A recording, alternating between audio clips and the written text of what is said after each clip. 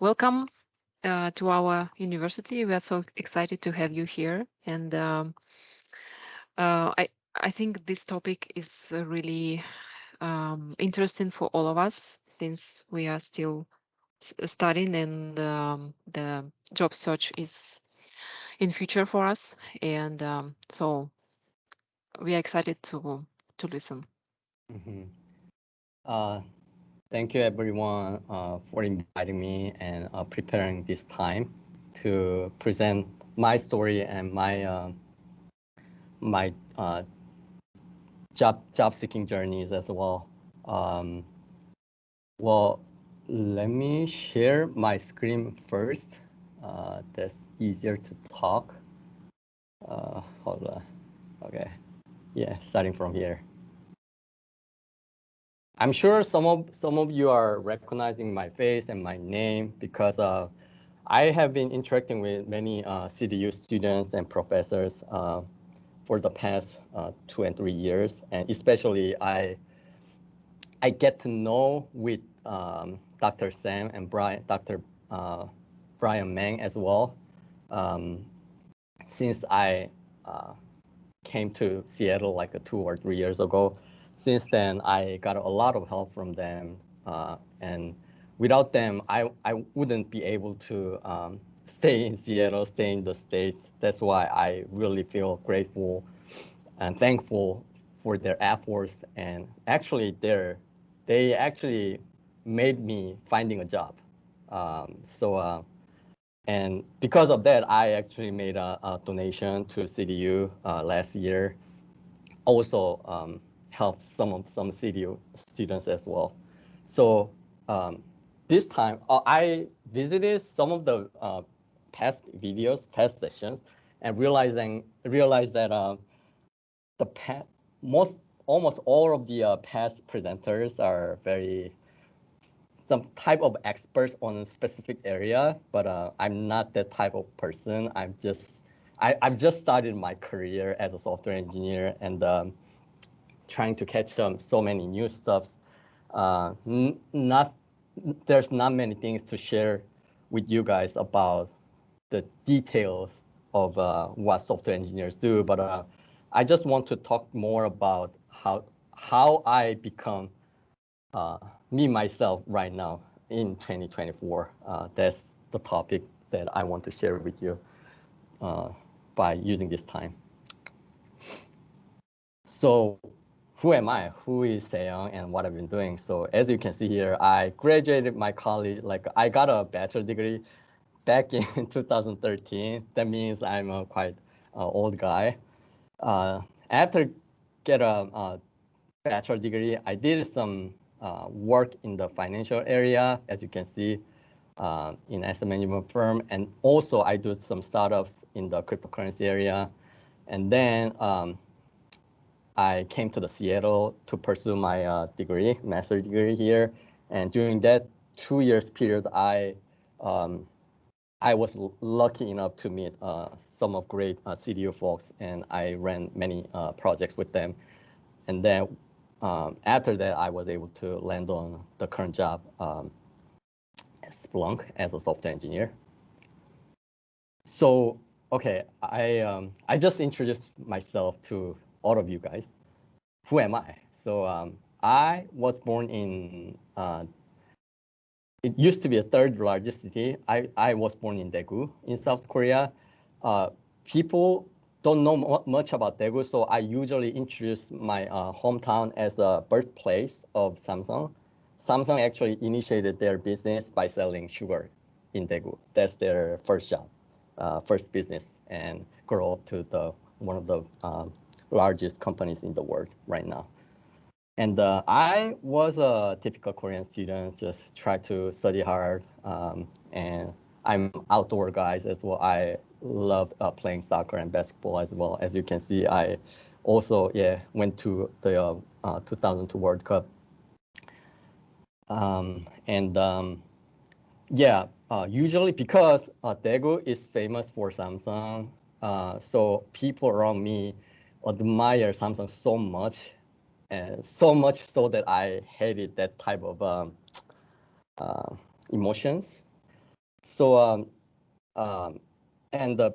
my parents still asked me to join Samsung, come back to Korea and join Samsung, but I still do not. I'm still reluctant to do so because I like what I'm doing here, and I don't want to get controlled by big conglomerates. In my youth age, I was always curious about the about outside world. So I always wanted to go outside. I don't want to stay in Daegu. And then there's a one I've so back then when the time around I had to apply for college, I found a good opportunity to study abroad. Which is I found an opportunity like to join the preschool in one of the Chinese school. And then during that time, if I was successful in studying Chinese and all other stuff, then I was able to attend the Chinese schools. That's the opportunity that I found in back 20 years ago. So I thought it was a good opportunity because at that time, the economic relationship between China and Korea is bigger and bigger. And to be honest, Korean economy was more and more rely on the economic growth in China. So I thought it is a great opportunity. And also, I thought that well, I really wanted to learn some foreign languages. I really want to speak for either, of course, English is the first, but at the time, my family background is not very rich, so it's not an option to go to the US. But in China, it's closer, it's cheaper. So, oh, well, studying Chinese and study about China would be giving me a great opportunity for my future career. So I decided to take a shot. So after entering to college, I tried to study hard a lot, but the school that I attended is Peking University, and some of you might know that Peking University is a top school in China, and people around me were just genius in China. Some of them are gold medalists in physics or chemistry. So most of the textbooks are written in Chinese, so I cannot literally compete against them. So,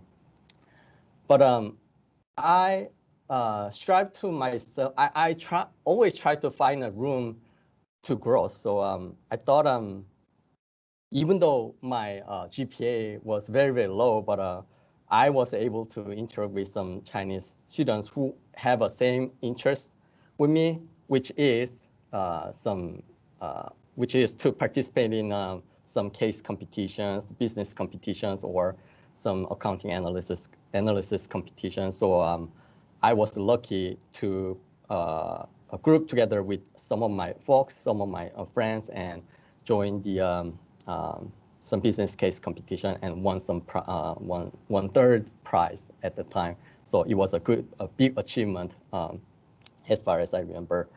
And as you guys know, all Korean males have to join the army. So I served the army, luckily in the U.S. basement army. So I was able to learn some English for 2 years there. That was a great experience. And then after graduation, by the time I graduated from school, the Chinese government was trying to open up their financial markets. So one of the largest asset management firm in Korea, they were looking for someone who are knowledgeable of financial market as well as to speak Chinese. So I was lucky to be able to join the asset management firm called Mirror Asset, and I spent 5 years over there as a credit analyst. My main job was to cover Chinese credit market as well as Korean market, Korean credit market, and the job was great. I liked my job so much because, well, I did not know much. Of course, I learned about finance, accounting, all sort of business stuff by textbooks during the college. But I did, I really, I really want to get a hands-on experience about how financial market works. So this job actually gave me that opportunity. I mean, gave me to experience hands-on experience, gain hands-on experience about looking at how global financial market works. So that's why I love it so much. And definitely, this job is something that many business major or accounting major students want to get in. So I was able to work with well-educated people, but after spending 3 or 4 years, I have realized there are some drawbacks of my job. The first one is, even though the job looks very advanced, very very high tech, but the actual job is very not very ideal. We have to do many manual works, and the investment decision processing is not very ideal. It's not very systematic. Like some of majors, from outside perspective, they made an investment based on some kind of very systematic approach. But in real life, they from time to time use their animal instinct to make a decision. So it didn't look good from my perspective. And also, I think our products were no longer deliver value to customers. So what I mean by that is, I was working for fixed income market, and fixed income products have expected returns, yearly returns. So at that time, we usually sell 3 or 4% of expected return products, but the cost for to run those funds is about 1%. That means the net expected return from the customer's perspective is only 2 or 3%. So, which is, I mean, if I were a customer for our funds, I would rather invest on other financial products rather than ours. So I think it's not a. I mean, even though we told customers that we are working hard for our customers, but actually the return. I mean, we actually did work hard, but the value our customers can get from us is getting less and lesser. So that was the main problem that I witnessed and realized.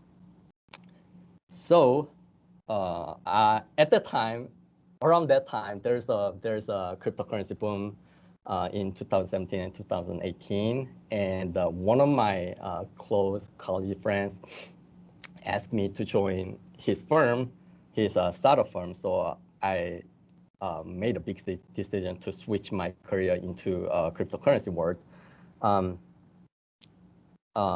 Back then, there's kind of a lot of folks who work in the financial industry agree that cryptocurrency is something that revolutionized the mainstream financial industry.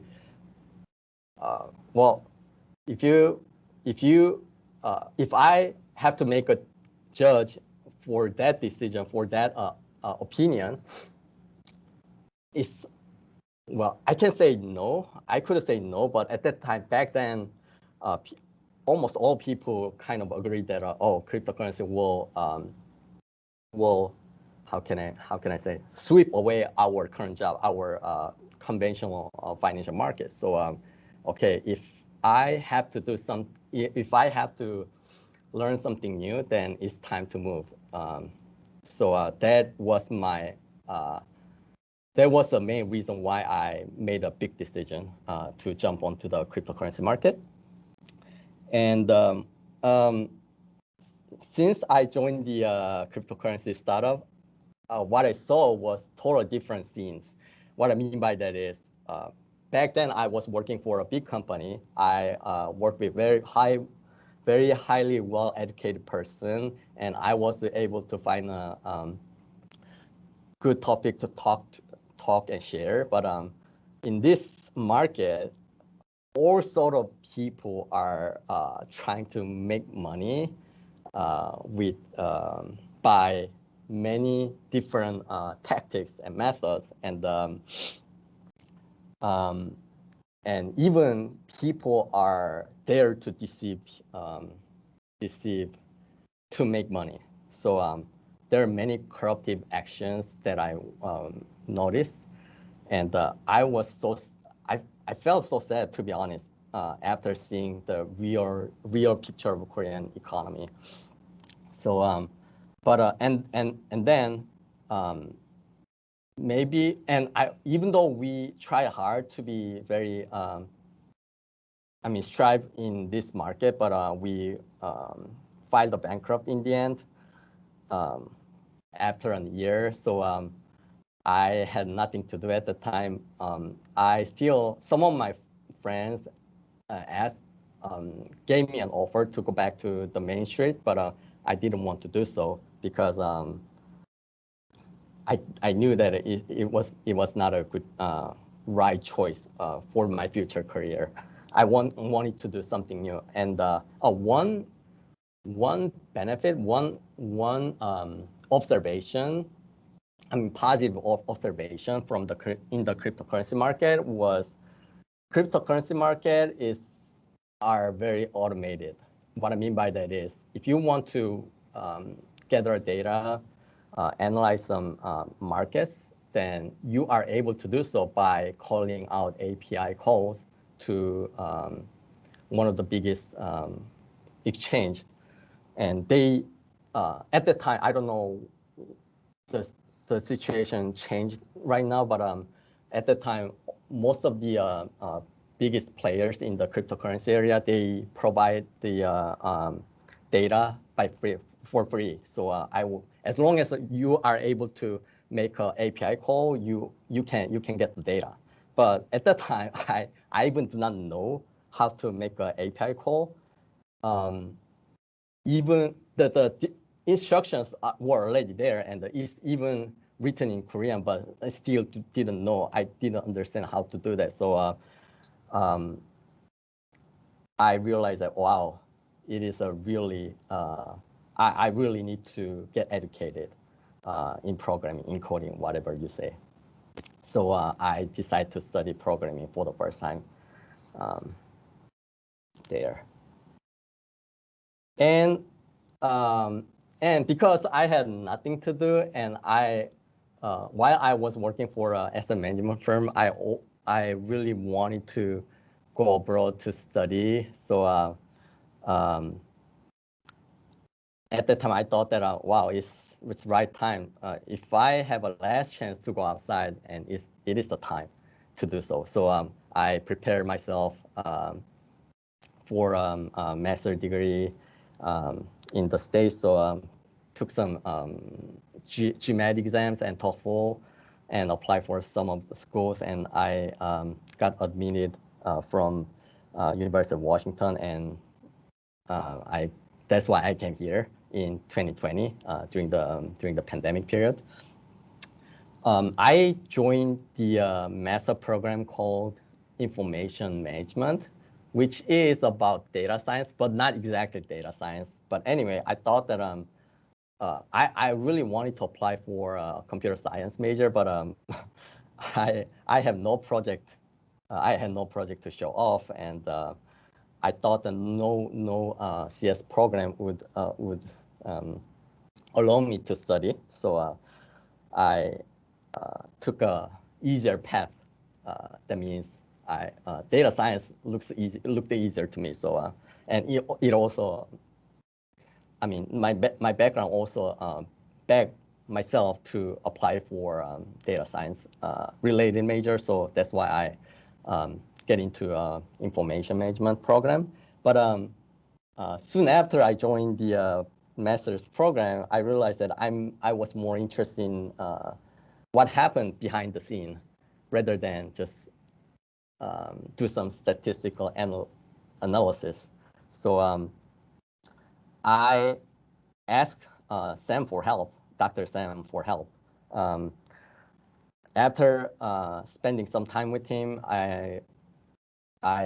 he actually gave me what to do, how to do. He showed me the path to go, with a very clear mission. So I just followed what Dr. Sam told me to do so for the next 2 years during the master's period, and run many projects with Kim, as you can see, Kim here, and Sam here, Kim and Spencer, and Ali also helped me out a lot. And with these projects, I was able to, at the same time, of course, I prepared for some LeetCode questions as well.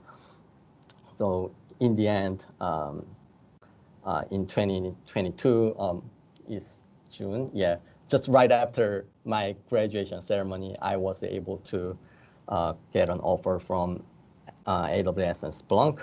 And the reason why I chose Splunk is because Splunk offered me a software engineer role, whereas AWS offered me a cloud support engineer role. So I don't know why. I just want to have a software engineer, that title on my resume. So that's why I decided to join Splunk. And I like my job so much right now.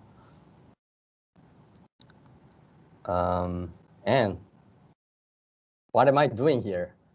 So I'm a software engineer in traffic engineering team at Splunk. And there are two sub-teams underneath the traffic engineering team. One team is responsible for layer 4 issues like IP address and port. They basically make a tunnel, make sure the connectivity is live between two clusters or two pods, whatever you say. And my role, I'm working for another sub team.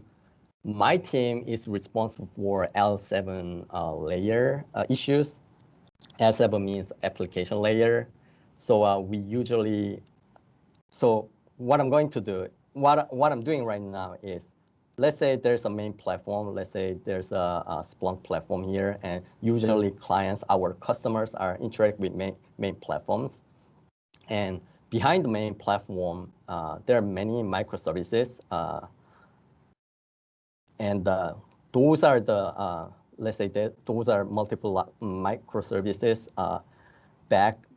backing main platforms. And let's assume that there's a new microservices are supposed to come up to live, and we actually build a bridge between main platforms as well as another microservices, so that our clients is able to use a new services inside of in the same platform. That's my main job. And also I debugging, troubleshooting any layer 7 issues as well.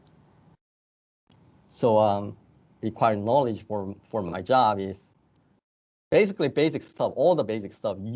I'm pretty sure that if you are a CS major student, you are able to get those basic knowledge, basic networking knowledge within a month, barely within a month. It doesn't require lots of studies. But the tricky part is,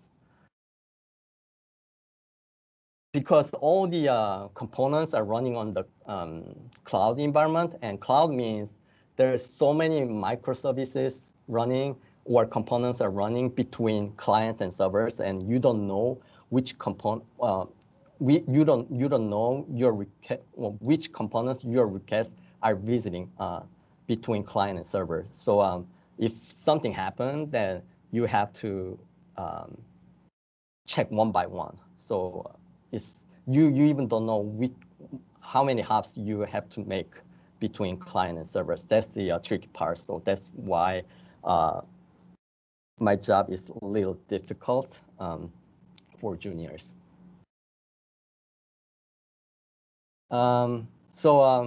Yeah, let's talk about, well, so what I want to say here is when I applied for a job 2 years ago, the job market was booming. So it's quite easy to get a job, even if you are not very prepared, you're not very knowledgeable about, let's say, the networking part. But right now, the market situation is totally different. Sorry for that.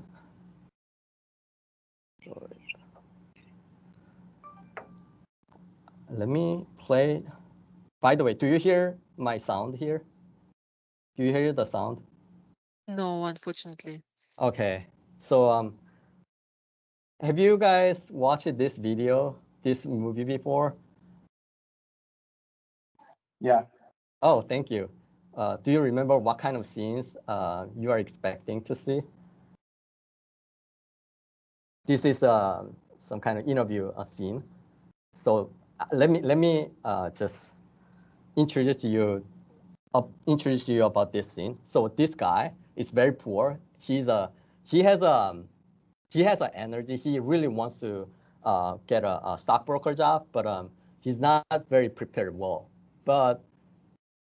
And he even put on very good shirts or good suits for the interview, but he wasn't able to get a job because he showed his willingness to work, his spirit, his readiness. I mean, spiritually, not knowledgeably.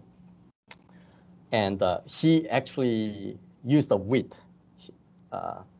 He showed his witness in front of the interviewer. So he made many interviewers cracking during the interview. So he was able to get a job. So what I want to say by using this scene is 2 years ago in tech industry, because tech industry was booming, you are able to get a job by using those kind of tactics, as long as you show your readiness or your eagerness to work.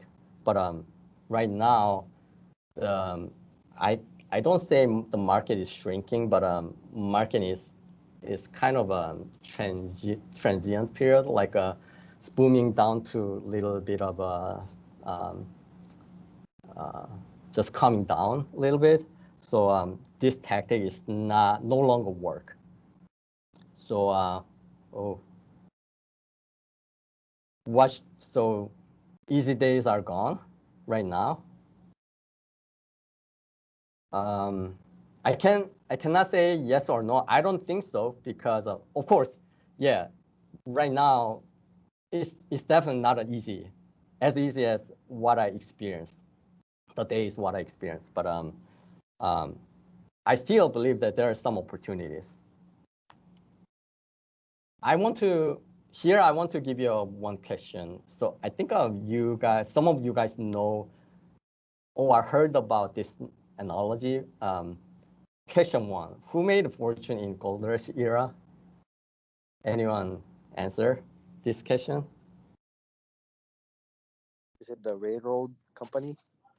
Rabel. Yeah, true. Shovel, Rabel. Well, of course, some of the gold diggers made fortunes, but not that many, obviously. Nordstrom's did. Nordstrom? The people selling materials to the miners got rich. True. Levi's, like selling jeans or selling shovels. Those folks made fortune during that time. And they made a business, good business too. Same analogy. Who made fortune in Crypto Hive? Anyone? Is it the GPU?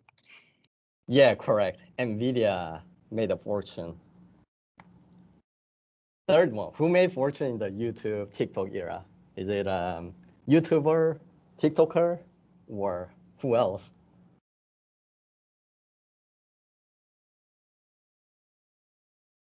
It's harder than the previous two questions. I heard that camera or selling cosmetics or selling lights are the ones who made fortune in YouTube, TikTok era. And final question, then who will make fortune in AI area? Anyone can answer this question? Microsoft. Sure. Yeah. Anyone? Any other answer? What Microsoft has to support this AI model, to train AI model or selling AI model or whatever?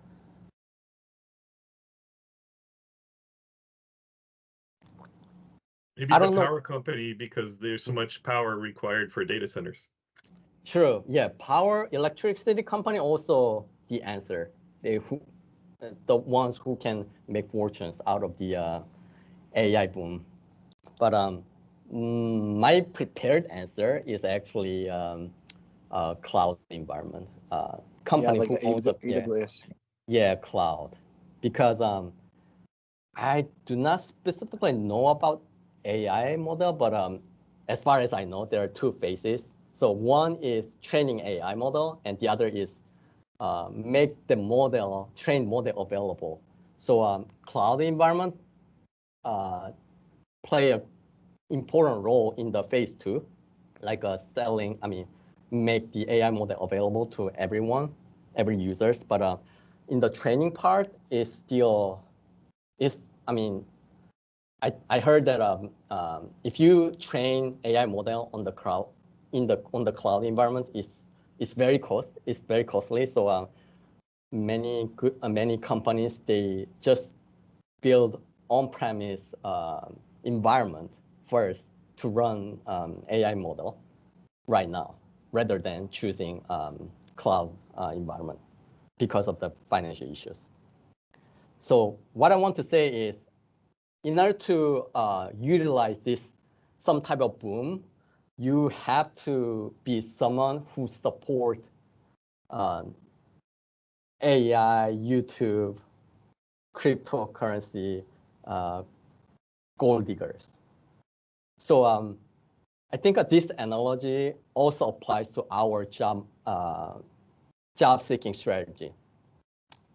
So yeah, the conclusion is you have to understand cloud environments. That's kind of my prepared answer, but you will able to find your answer as well if you are more knowledgeable about AI. So what I mean by that is, so since I joined the company, I realized, I thought that before I joined the company, I thought that, well, cloud is everywhere. There's no room to prosper us or no room to grow. But the real situation is still many companies are trying to get away from monolithic architecture and into microservices, and they migrate their service into cloud to make sure that microservice architecture, their service is running based on the microservices architecture because of the scalability, flexibility, and efficiency. So even my company, of course, we are running on cloud, but we are running based on AWS, but we are also expand our network into Azure, and I don't know much about GCP, but anyway, yeah, we are trying to getting into Azure area as well. So the whole tech industry is still migrating to cloud, and as I said before, AI model training part are still incubated in a monolithic architecture. So I'm sure here that AI plus microservice, the cloud environment is the almost guaranteed next step. So, and that's why it's a great time to learn cloud to get a job, because in order to hop on the AI boom. And the more important, the more realistic reason is that if you are looking for a job in Seattle, think about who's the largest employer in Seattle. Obviously, either Microsoft or Amazon, and both of them are cloud giants. So if you are knowledgeable about cloud, then it's much easier. Chances are much higher to get a job, either Microsoft or AWS. And then, what is the definition of understanding cloud environment? I would say if you are able to plot these kind of diagrams, and that means you understand cloud environment. So you don't need to know every details of cloud services. What I mean by the cloud environment is you understand what it is, what DRS, I don't know what DRS is at, to be honest, what EC2 is, what's the role, and just basic stuff, right? Let's say you made a very awesome application, and your application is running on the cloud environment, and you want to show off how your app is deployed on the AWS. Then in order to show off, you have to plot this kind of diagram. That's what I mean by the understanding cloud environment. And once you plot this diagram, you can show off this diagram in front of the interviewers. I never seen any of the college students who tried out drawing these diagrams before. Maybe some of them are trying out right now, but I haven't heard or seen of any of guys who tried that out. And the other action item is, this is what I found in recent days. Have you ever heard about Cloud Native Computing Foundation, CNCF, as an acronym? If you get into this website, you will see there are many great projects that are live or soon to be live, and some of them are used by big companies. Like, for example, I'm using Istio and Envoy on a daily basis, and Argo is also, we adopted Argo as well in CI/CD pipeline, and Seyoung we are about to adopt. Prometheus, of course, yeah, I use daily basis. And there's some cloud computing technologies actively used by many big tech companies. So if you go into the GitHub page for one of the projects and communicate GitHub owners, or try to learn something from one of their projects and contribute to the project, then it is a good addition on your resume, though. And you're also able to learn the real stuff that is very useful after you get a job. And my current strategy is, if you are an international student, so because I'm using Istio, I love Istio as well. Right now, my personal goal for this year is to try to make a Korean version of the Istio documentation. That's my personal goal for this year. I think, yeah, if you don't know anything about this project, starting by translation. That's another type of contribution, to be honest. So you don't need to be a expert on one of the projects, but try to do something, very small things. For example, find a typo in the GitHub or some comments in a code and fix it. That's one of the easy steps you can make. And the third one is, this is a not very important, but probably very important, probably some importance in these fierce job seeking environments. So I received many resumes recent days. Some of folks ask me some referrals at my company. And I realized that many folks they don't use some kind of template, or they do not really beautify their resume. I object to beautifying the resume too much. It's not my goal, but your resume is your face. And of course, you don't need to put a lot of cosmetics on your face, but you definitely need to make your face a little bit more organized for interview. That's kind of my thoughts. And in order to get a job interview opportunity, coding opportunity, you have to get through the first round of interview or resume screening session, and that is done by a HR major.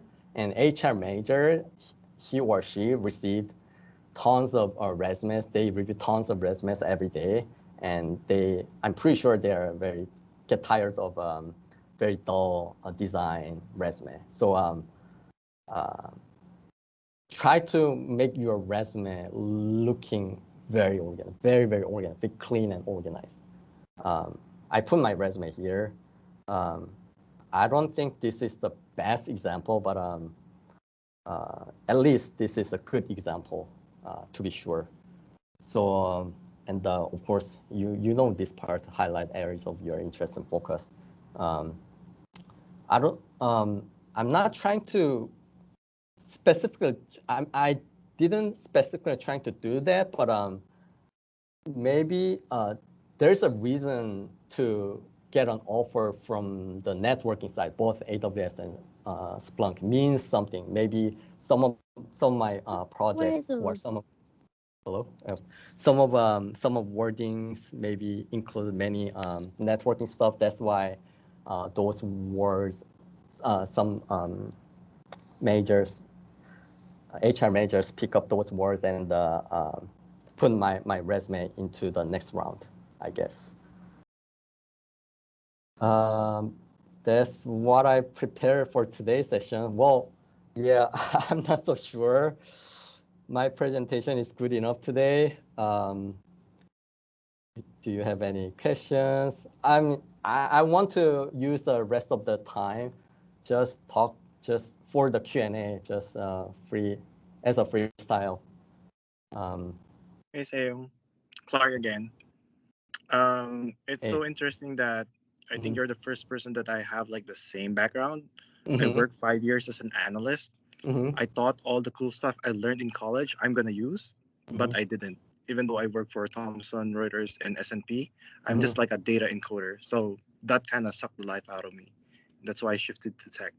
And then next is, I do want to thank you for giving us this, like, instead of spoon feeding us right away, you let us think about the gold mine rush, which is very interesting. So thank you for that. And now I did check your LinkedIn and I remember you now. Yeah. Thank you for remembering me. Yeah. Let's catch up together soon. Yeah, let's meet up. Yeah, sure. Thank you. How can I get out of this screen sharing mode? I'm not very comfortable with the MS Teams. Let me check. Exit full screen. Hold on. Okay. All right, stop sharing. Do you see my face right now? Yes. Oh, perfect. Yes, we do. Any Guys, questions? any Yeah. other questions? Feel free to throw me your questions or any concerns that you currently have. I'm happy to help. I guess I'll throw the first question 1st, Mhm. right? Right now, what's the product roadmap of your team, if that's something you can share? And then, what's your biggest challenge? Yeah. So like I introduced you before, so there are many microservices soon to be coming up, and they try to be live to our customers. But the process, we tried our best to automate those we called onboarding process, but some of process are not very well automated. So and we received many errors and try to that's the point where we spend so much time. I personally spent so much time to figure out the errors that we witnessed. So the first part, the main part is to automate the whole process. So right now, even before I joined the company, I didn't know about the term called service mesh. Have you ever heard about service mesh? Yeah. So, oh yeah. So service mesh. So this is the way most company works. So there are many development teams who owns their own products, who manage their own products or build their own products, and they do not try to onboard their products after build up their service. What they do is just tell our team, traffic engineering team, this is a path we're going to. This is an API path we're going to expose. And since then, all the building bridge is done by our team. Do you know what I'm saying? And that is a service mesh. So networking part, like making a bridge, is all those making bridge happens at the service mesh level. So that way, the app development team do not need to have a deep knowledge about the networking side. Yeah, I feel like it's probably the old term is like aspect-oriented programming. Yeah. Okay. I guess I do have a follow-up question, and I think I kind of forgot though.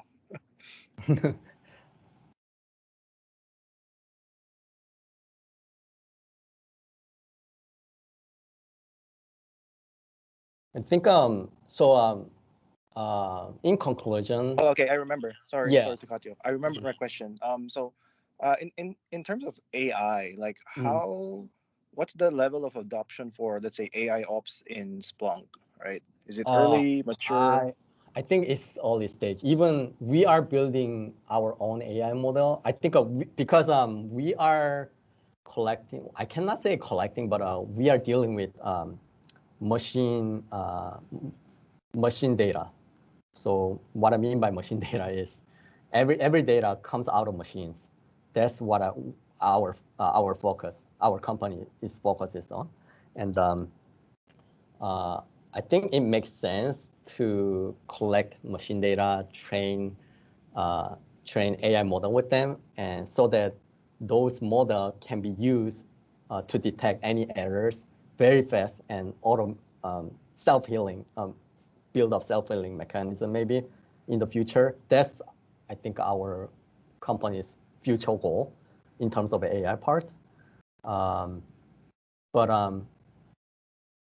as far as I know, I do not have a full picture. I'm not AI team, ML team, but they trying to build up some AI model, but they do not have a AL ops infrastructure or system. I see. Thank you. Probably AWS can provide that too. Thank you. Yeah, that's all. probably. And yeah, I think every company has their own styles in terms of AI training, and it's very AI part almost, except some very well-known companies. Almost all companies are very early stage in terms of AI, very early stage. So there are many rooms to grow. But you, as I talked to you before, you don't need to be expert on AI. Of course, it's better to be an expert on AI. But if you find it hard, then you can be a good friend of AI model, like by studying some infrastructure that AI model is running on or servicing on. That's kind of out my knowledge and my topic for this presentation. You don't need to be an AI expert. Instead, you at least you have, but make sure that you at least know how AI trained, what's the most well-used AI models, and how it is servicing to people.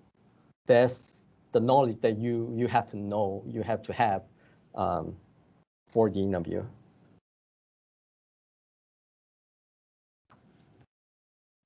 Hi, Seyoung. Nice Hi, to hey, Brian. nice to see you. It's been a while. Thank you Yeah. very much for your talk today and your time. And Sam wanted to join, but as you know, he's in Korea doing on PTO, so he could not join us. But thank you very much for your insightful talk and lots of helpful advice for the students. And I have one question I have is, it is very interesting that Scott also, Clark mentioned it. Not a good day for me. Clark also mentioned that you know, you're coming from the business background and you had a great transition to the technology field and you got a job. And I think we have many CDU students who are also in the, you know, who have a different coming from different background and trying to change their career into the tech. And would you share your experience, how you used your experience? You know, you showed many, you shared the business background, you know, education in business and many different work experience. And how were you able to utilize them in your job interview? And also maybe how do they differentiate yourself were you able to use them to differentiate yourself in the workplace compared to other people who just you know, who are trained in the tech only? I actually didn't utilize my past experience or background because I really sick and tired of the financial industry. Yeah, of course I want to make some money, but not in a different way. So I don't want to make money by using money. I try to get myself away from that area. So I didn't mention anything about my past experience, but what I think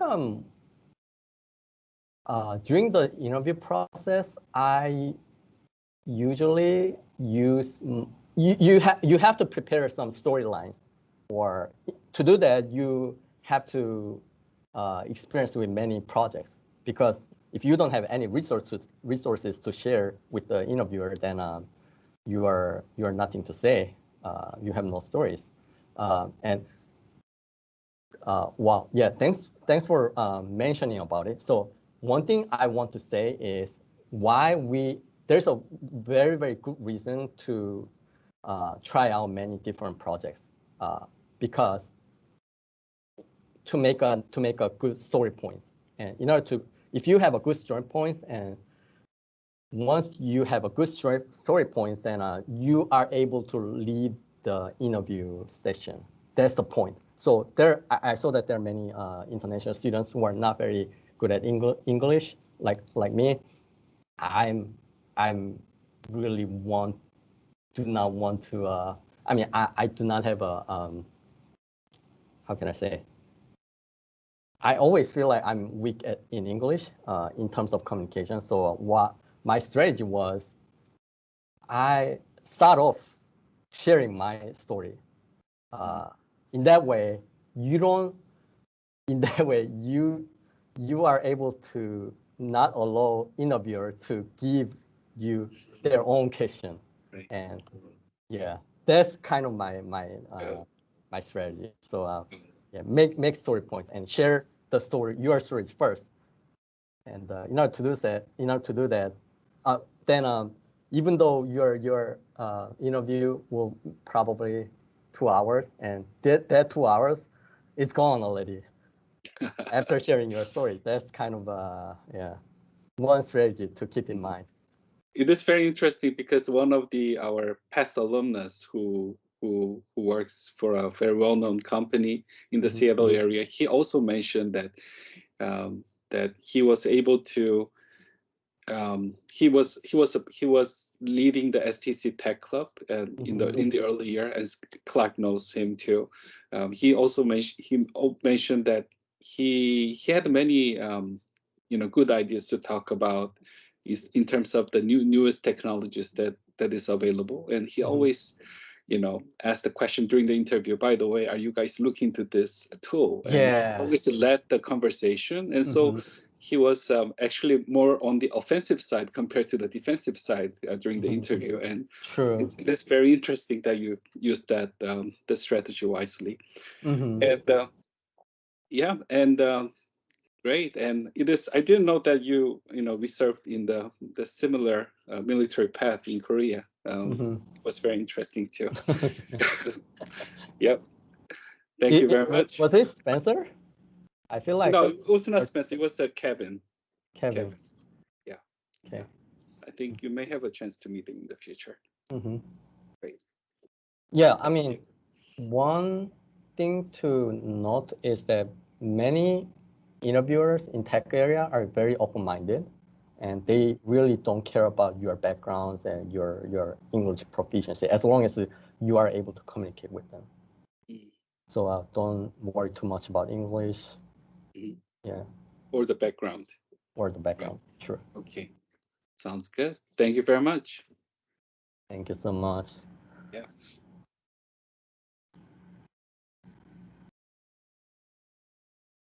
By the way, yeah, I usually my office is pretty close to CDU. Of course, it takes 15-20 minutes by walk, but I usually come to the office to work. So if you are really want to have a personal talk with me, just feel free to reach out through LinkedIn or whatever method you can choose. Asia, you can share my email as well to everyone. Oh, yeah, I'm yeah. really open Thank to you so much. CDU students because I really want to give back to you guys because I received lots of help from Dr. Sam and Brian for the past 2 years. So I want to give back to you. Sure, I will do it, and I will send you And, the invitation. Referrals too. Referrals. If you want some referrals for Splunk, let me know. I'll do so. That sounds great. Any questions from students?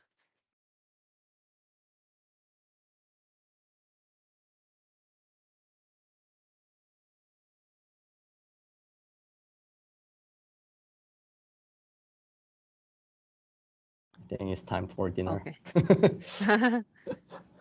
Oh, they're clapping. I think they're saying thank you. Thank you so much for your time. Okay. I'll look forward to seeing you in you. person. See you again. Okay. Thank you. Have a Bye-bye. great day. Bye-bye. Thank you so much. Thank you. Thank you. Bye. Very good. Thank you. Bye-bye. Thank you. Thank you.